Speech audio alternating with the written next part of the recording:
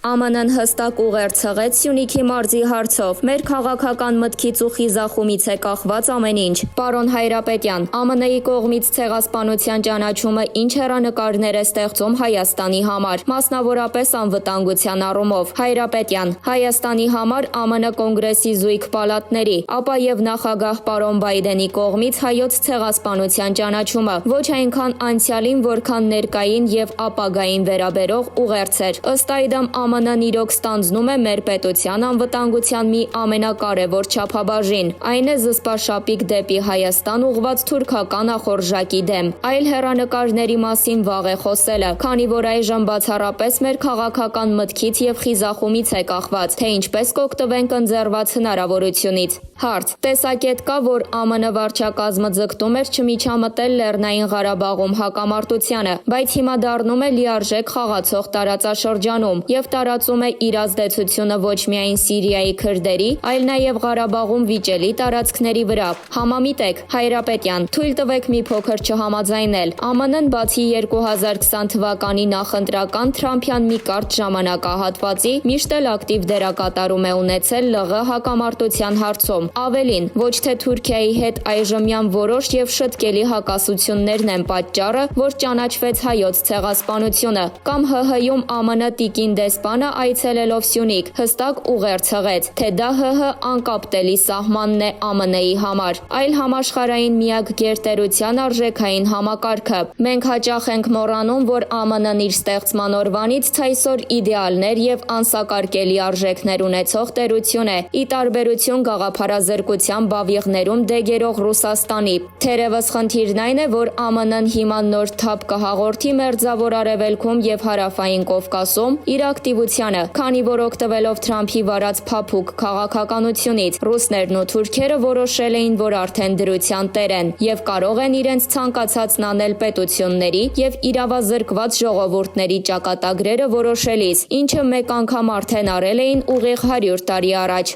Հարց. Կրեմլի կեցվածքը արձագանքը ինչ էր նշանակում։ Պեսկովը նշել է, որ դա ԱՄՆ-ի ներքին գործն է։ Հայրապետյան, խեղճ Կրեմլ, խեղճ Պեսկով։ Ուրիշ ինչ կարող էին ասել կամ անել։ Հիմա եթե կարող են, թող քաղաքակիրթ արևմուտքից արդեն 100-ին մոտեցող իրենց վտարված դիվանագետների հարցը լուծեն։ Դոնբասի սահմաններին մոտեցած ու Սև ծովում կուտակած զինուժի ամոթահար հետ քաշումը պատճառաբան են։ Չեմ կարծում, թե Մարգարիտա Սիմոնյաններն ու Սոլովյովները կարող են մայրամուտն արևածագի վերածել։ Ռուսաստանը շփոթահար է այժմ։ Հիշենք, որ հայոց ցեղասպանության մեջ Նիկոլայ Ցարի վարած քաղաքականության պատիժը նրա եւ իր ընտանիքի համար երկնային եղավ։ Համբերենք եւ կտեսնենք մեր հազարավոր պատանի զոհերի եւ հայրենի Արցախի մեծագույն մասի կորստի համար նույնատիպ հատուցումը։ Հարց. Ընդհանրապես այս զարգացումները որքանով կարող են ազդեցություն ունենալ Հայաստանի ներքաղաքական զարգացումների, մասնավորապես ընտրությունների վրա։ Հայրապետյան, մի քիչ կասկածում եմ, թե կոնկրետ այս արտահերթի, եթե այնուամենայնիվ լինի,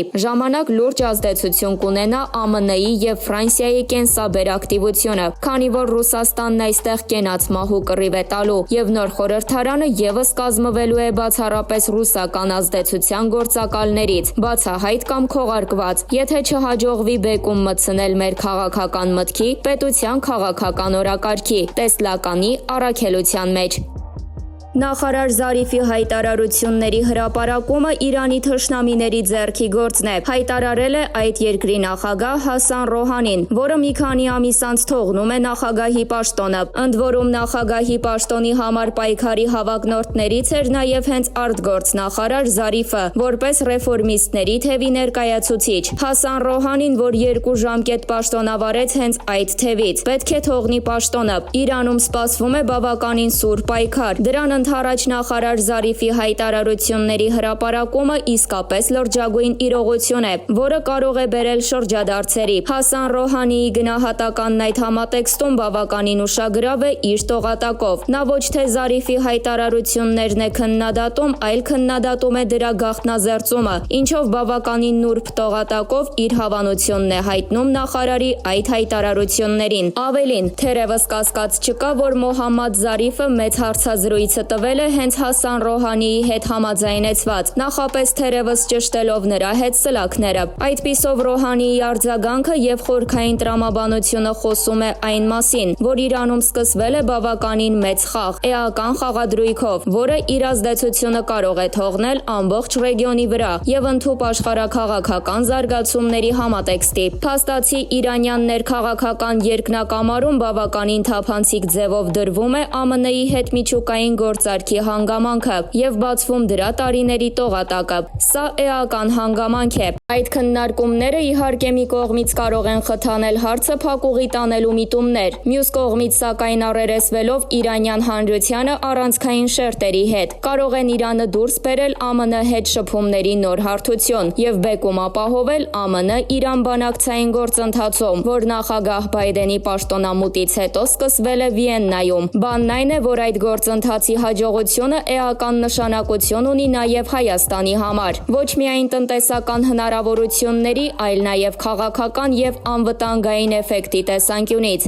Այդ գործընթացի արդյունավետությունը զգալիորեն նպաստելու է ռեգիոնում հաստատված ուժերի հարաբերակցության փոփոխությանը եւ թուրք-ադրբեջանական տանդեմի աճած ազդեցության նվազմանը։ Հատկանշական է, որ այս ֆոնին Բաքուն հայտարարում է Թուրքիայի եւ Իսրայելի միջև միջնորդ լինելու եւ Բաքվում նրանց հարաբերությունը կարգավորելուն միտված հանդիպում կազմակերպելու մասին։ Ինչ կանի այս անգամ Ռուսաստանը, որը Զարիֆի խոսքերով նախկինում ըստ էության խոչընդոտել էր Իրանի հետ միջուկային համաձայնության կայացմանը։ Ռուսաստանը կաշխատի թուրք-ադրբեջանա-իսրայելական, թե Իրան-ամերիկյան գործընթացի ուժեղացման օգտին։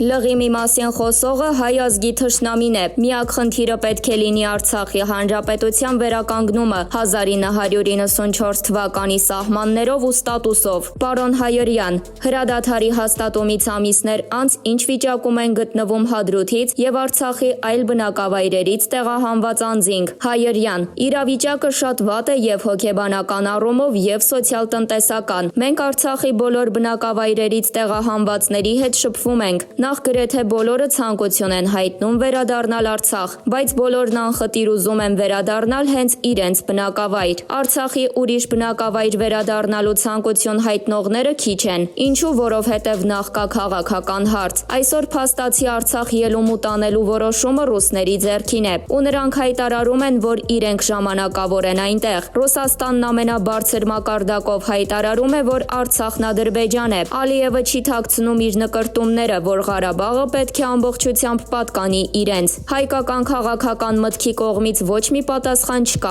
Ես կարծում եմ, որ Ղարաբաղ վերադարձը հնարավոր է միայն Ղարաբաղի կարգավիճակը հստակեցնելուց հետո։ Ես ասել եմ դա դեռ պատերազմի սկզբին։ Եթե նույնիսկ այս պատերազմում հաղթեինք, եթե ստատուս չտրվեր Արցախին, ոչ մի հայ չէր մնալու այնտեղ, որովհետև 30 տարի մարդիկ ոչ մի տեղի քաղաքացիներ էին։ Այսօր Արցախի կարգավիճակն անորոշ է թեկուզ եւ այնքանով, որ մեր ոչ մի ղեկավար չի հայտարարում, որ պայքարելու է այդ ստատուսի համար։ Մյուս կողմից, եթե անդրադառնում ենք կենսական ու տնտեսական հարցերին, նույնիսկ 12,000 քառակուսի մետր տարածքը մեզ չէր հերիքում մեր տնտեսական հարցերը լուծելու համար։ Հիմա այնտեղ մնացել է 3,500 քառակուսի մետր տարածք, այսինքն եթե ինձ կամ որևէ այլ հադրութցու առաջարկում են հետ վերադառնալ, այնտեղ մենք լինելու ենք շատ նեղ շրջանակների մեջ։ Եթե օրինակ մի մարդ ուզենա 100 կով պահել, չի կարողանա։ Պետք է առաջարկեն 2 կով պահել։ Հադրութցիներն այսօր ուզում են վերադառնալ հայրենիք, բայց միայն իրենց հայրենի բնակավայրերը եւ իրենց ապահով զգալու համար պետք է Հայաստանի եւ Արցախի ռազմաքաղաքական ղեկավարությունը մտածի միայն ու միայն մի բանի մասին՝ Արցախի ստատուսի մասին, այսինքն կենսական տարածքի հարցն է